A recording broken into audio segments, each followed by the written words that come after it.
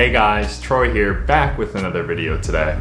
Today we are going to be doing my basketball card Q&A video. Really excited to engage with you guys, and instead of me just deciding what to talk about, you guys asking me the questions that you want to hear, because at the end of the day, I'm here to provide you guys content and talk about the stuff you want to hear.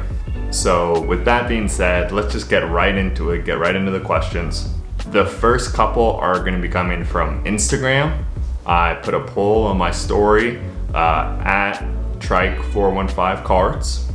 They got to see it first, and I'm answering every single question that was asked on Instagram. So if you guys want to be, at the front of the line, engage with me the most, I definitely recommend you follow that account. Okay, the first question here is from Sexton J. Shout out to him. He engages with me on my main Instagram account too, cheering on my basketball stuff. So shout out to you, man. But his question is, for flipping PSA 9 or PSA 10, and how can you tell a raw card is worth buying? Help. Okay, so his first question, it's kind of hard to say just in general, always PSA 9 or PSA 10, but we'll just say all things being equal, it's the same card, the ratio is where it's supposed to be. Just in general, what would I like to have? I mean, if I had unlimited money, you have to go PSA 10 for flipping. There's a lower pop count, it's more desirable, and like the multiplier in a sense, like how much it rises, is generally more than the PSA 9. But let me just say, I buy PSA 9s all the time. I think there's a million different scenarios where the PSA 9 is actually better. I mean, just in general, having a limited budget. I have a limited budget, so I can't cash out on PSA 10s all the time. But yeah, obviously, all things being equal, if you get to choose and you have unlimited money, probably smart to go with the PSA 10. And the second part of this question, how do I tell if a raw card is worth buying? There's a couple different things I look at. So one of the first things I look at is, what is the seller like? So I'll go to his eBay selling, or maybe even if it's on Facebook, see what else he's selling. If a person has a ton of graded cards already, and then there's just a couple that are raw, this person obviously knows about grading. He's probably submitted cards himself. There's almost always a reason why he hasn't submitted that raw card already. So that's the number one red flag to me. If it's very clear that the person is an eBay veteran, has a lot of graded cards, or a Facebook veteran, I get much more encouraged and I'm more likely to buy when it's a newer eBay person or a newer Facebook person. They only have a small amount of sales. They don't really have any other graded cards.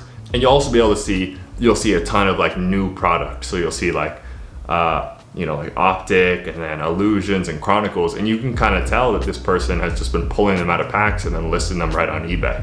That's probably a good sign that they're in new condition and they're not messed up or grading rejects. The other thing I look at is obviously the centering. Centering is huge, and you can tell that even with a bad picture, you can tell the centering on cards. So if you want to get those PSA 10s, make sure you're looking at the centering. You basically want the borders to be equal. For instance, on something like Optic, which I'm a big fan of, it's literally like a square. So if the left, right, top, and bottom are equal, that's a good card to buy. And the last thing is look at the pictures as well as you can, and if you have enough time, ask for detailed pictures as well to be able to see the corners. Just inspect the card as much as you can. I think you would actually be surprised at how much you can increase your odds just by gaining that knowledge, using the tips I talked about, and you'll do pretty good with buying raw cards. The next question is from Vivian. Shout out to you, Vivian. But she asked, what should be my first card purchase if I want to get into the hobby but don't know much? So I think I get asked this a lot. I'm sure any of you guys who are in the hobby get asked this question a lot. I really think your first card purchase should be something you have a personal attachment to, or you have a strong belief in. Because if someone just tells you, hey, go buy a Luka, and you just buy blindly based on what they say, as soon as that card starts going down, you're not going to believe in it at all. You're going to be like, this is so stupid. I never should have bought sports cards. This was a huge mistake. And then you'll just be done with the hobby. But if you instead, let's just say you believe in someone I mentioned, RJ Barrett a lot. If you're a huge Knicks fan and you buy him, first of all, you'll enjoy it a lot more watching him play, cheering for him to do well. But even if he has like a little bit of a dip in the price, you'll know personally why you invested in him, and you'll be a lot more willing to kind of ride that out and then see it go back up again. So my advice to you would, or anyone who's new to the hobby, as long as your favorite player isn't someone like I don't know, someone I like, Jordan Clarkson, probably not a good person to be investing in. But try to choose a young player or someone who has the potential to rise that you believe in and you like watching. That's the best way to get into the hobby, in my perspective. The next one is from Scott. If you guys watch my mail videos, you guys know that he's a guy who takes care of my cards, unboxes them and everything. So super shout out to you, Scott. I'll answer any questions you ask. He said, who's the best basketball prospect we should be keeping an eye on before the season? I don't know about best. It's kind of hard to say, who's the best prospect out there. But I'll just say one we should all be keeping an eye on is Zion. So talented, huge hype, huge marketability behind him. I think that he has the potential to rise the most out of almost anyone. So if you're just interested in what prospect could potentially boom, I would recommend him. The next question is from Eugenio Santoyo. He said, which is the best investment right now? Similar, I'm sure there's a ton of questions like these. Honestly, it's always, who should I buy? Who should I buy? I answered it before. Buy who you believe in. If you're just blindly buying who I tell you to buy, it's just not the way to do it, to be honest. Okay, next question. With PSA's price rise and crazy wait times, what grading company do you recommend for resale? For me, it's pretty simple, really. First of all, PSA has the highest, on average, you'll get the most bang for your buck in terms of PSA 10s go for the most. I know BGS 10s, BGS Black Labels actually go for more, but I think banking on getting those is just a bad strategy. So for me, that's kind of the answer right there, PSA. But you also talk about wait times, that's fair enough. I'm not experienced at all really with SGC or BGS wait times, but from what I've been seeing, at least for BGS, they're the same, if not worse than PSA right now. They're super backed up. And SGC is also backed up. It's not like it'd be one thing if SGC was, you're paying, $10, $15 and they get it back to you in a week, maybe I'd consider it then. But they're taking a long time too. They seem to be really harsh with the grades they're giving, and they don't have close to the resale of PSA or BGS. And once again, I'm not super experienced with SGC, but from all the videos I've seen, all the reviews, it seems tough. It seems to not be the best exercise to go through them. So, and even if you're buying the right cards, guys, paying $25 to PSA, you're getting it back in a somewhat reasonable time, I guess. Maybe you could get it back in 3 months. I mean, some people are getting it back as short as 2. You pay your $25, you get your card back. That's still the best way to do it, in my opinion. Next one, from Matthew Tagonon. After holding cards that you think will go up, when do you sell? Do you sell at preseason hype, beginning games hype, or hope for a playoff push? Thanks for taking a look. Always enjoy your videos. Thank you, Matthew, for the question. My answer would, I guess, be it depends. So for someone like Zion, for me, my personal strategy is to sell him close to the beginning of the season when he has his first big game and the hype is kind of at its highest, because there's such a risk later in the season of him getting injured or not performing or a bunch of different things. But I also hold the LeBron rookie card. I'm waiting to sell him maybe in the playoffs, near the championship type of thing, because the risk isn't there with him. I think it'd be a mistake to sell LeBron right when the season starts. So unfortunately, I can't tell you exactly when to sell a card. It depends on the player, and even it depends on your risk tolerance. For instance, someone I've talked a lot about, Tyler Hero. If you sold him during the playoffs last year, how can I say that you made a mistake? You made a big return. That may actually be the highest he ever gets. But also at the same time, his price, if he plays at a all-star level this season, his cards are gonna rise. So how can you say it's a mistake that you hold? Really, the more you do it, the more you educate yourself, the more confident you'll be on when to sell. But I guess to wrap it up kind of neatly, just have a strategy. When you sell should be predicated on your knowledge and you having a plan beforehand when you buy something. when you buy it, you should at least have somewhat of an idea of what kind of event or what kind of time is going to trigger you to sell. Next question from Anthony Chang. I apologize if I read that wrong. There's a clear bias in the hobby towards guards with not much love shown for bigs regardless of how good they are. Jokic, Towns, Embiid, Ayton. With the emergence of several hybrid bigs in the NBA who can move like guards, shoot the three, and defend 1 through 5, Jaren Jackson, Bam, Marvin Bagley, do you see the landscape changing to become more of a 50-50? If so, how soon do you think it'll be before we feel a significant change in the market? So I guess my short answer would be yes. I believe in bigs. I think their prices will continue to rise. And really, we've already seen it. If you talk to people who are like the OGs of the hobbies, bigs were like pretty much forgotten for the longest time. And now their prices and everything are becoming so relevant. One of my theories is with so many people getting into the hobby and, like you said, bigs becoming more versatile and quite frankly just more exciting, people are going to want to invest in them. They're new to the hobby. They don't have any reason to dismiss bigs. They're so integral towards winning championships and they do a lot of things that guards do. For me, if I believe in a big, I just buy him. I don't think, oh, he's a big, I'm just going to dismiss him. I think that would be a mistake. So I can't predict 100%. I can't say like, oh, you should only be invested in bigs. Their prices are going to catch up all the way to guards. I don't know if that's true, but yeah, if I had to guess, I think the kind of gap between them will narrow. And if you believe in someone, like you said, like Ayton, Jaren Jackson, go invest in them.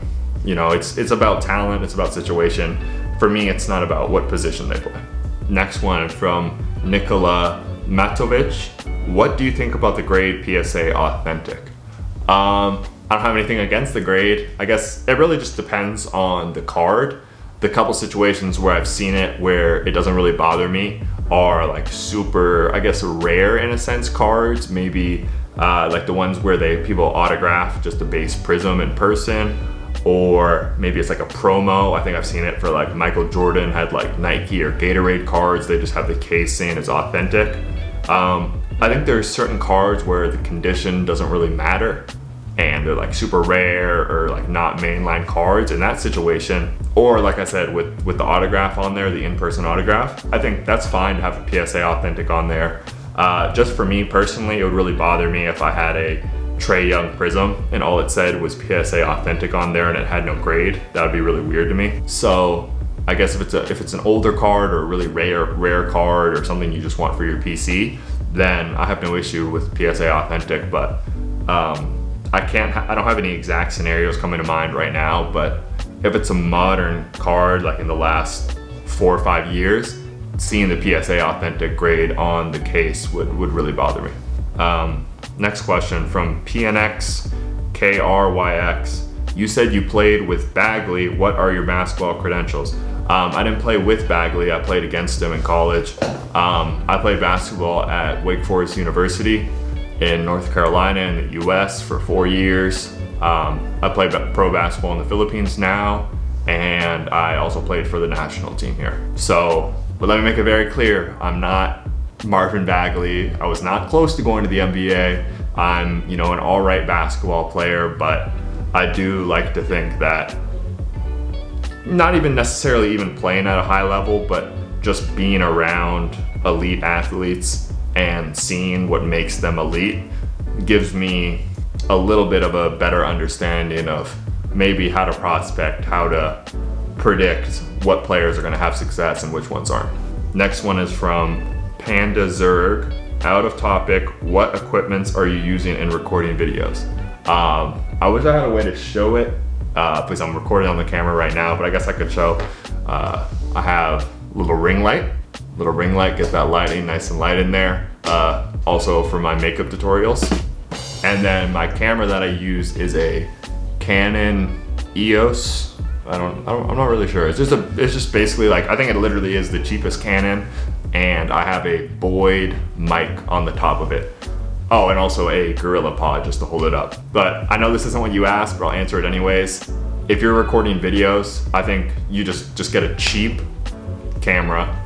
You can even get it used and get it really cheap. Definitely recommend a mic for the quality, a stand, so at least it's stable, and then a ring light.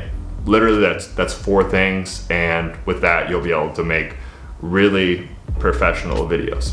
Oh, and also you can just use some sort of editing software. There's a bunch of free ones on the Mac. They have iMovie. You can do a pretty good job of using at least some sort of editing software.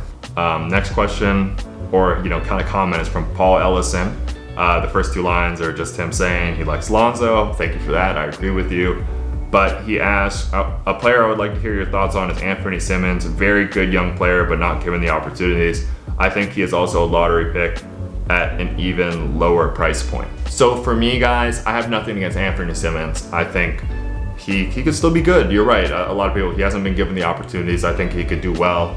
But I personally will never invest in a player that I cannot see becoming a star. I just think it's tough to be chasing, oh, is he gonna get that starter role? Is he gonna do this, and that? Anthony Simmons' road to even becoming an all-star is a long road to go.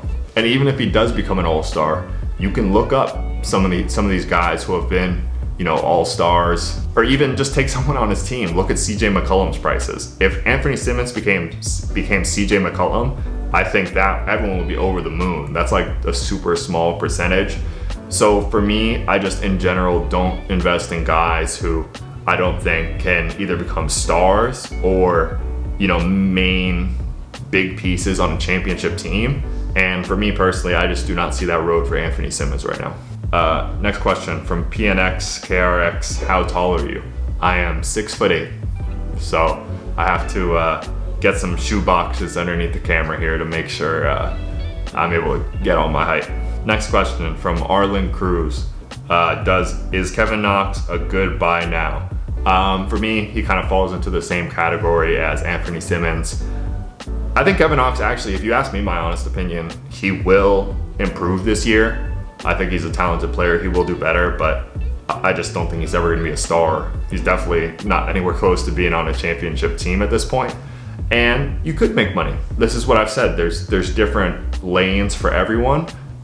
Kevin Knox is so cheap right now. So if you buy some of his cards, you can buy his optics, I believe, for literally $1 on Star Stock or ComC. I can definitely see a scenario where you flip him for $2 if he has some success next season, but that's just not where I like to spend my time. And once again, my personal rule is if I don't think they can be a star or a main contributor on a championship team, I stay away. And Kevin Knox is not in either of those categories for me.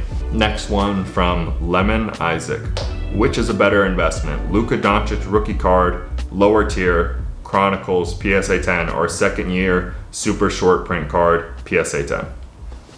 This is another tough one because it depends on the card, I guess. I would say in general, I always go with the rookie. And I'm not super well versed on second year cards, or specifically Luka's second year cards, which ones are big.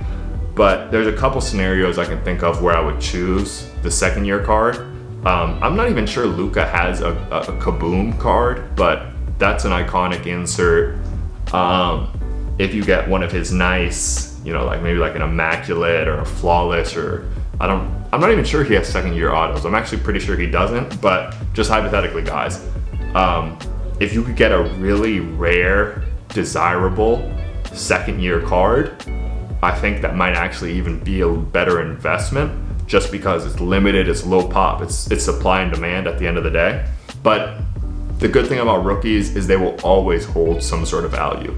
Even if you're getting the absolute bottom of the barrel Luka rookie cards, especially if it's in a PSA 10, someone will always want that. And the demand is built in also for, like I said, certain Luka cards that aren't his rookie, maybe like a Kaboom or a really nice patch auto. But with the majority of them, that demand is not always going to be there. So it's riskier to invest in that versus a rookie. But all right, guys, that's it for the video. I really enjoyed this. I loved answering your guys' questions. Thank you so much for bringing them and watching this whole video if you made it to the end. I have a soccer one that I'm gonna film tomorrow, so if you have any last minute soccer questions, make sure to drop that down below. And also make sure to like and subscribe as always, guys. We're gonna keep the videos coming. Thanks again.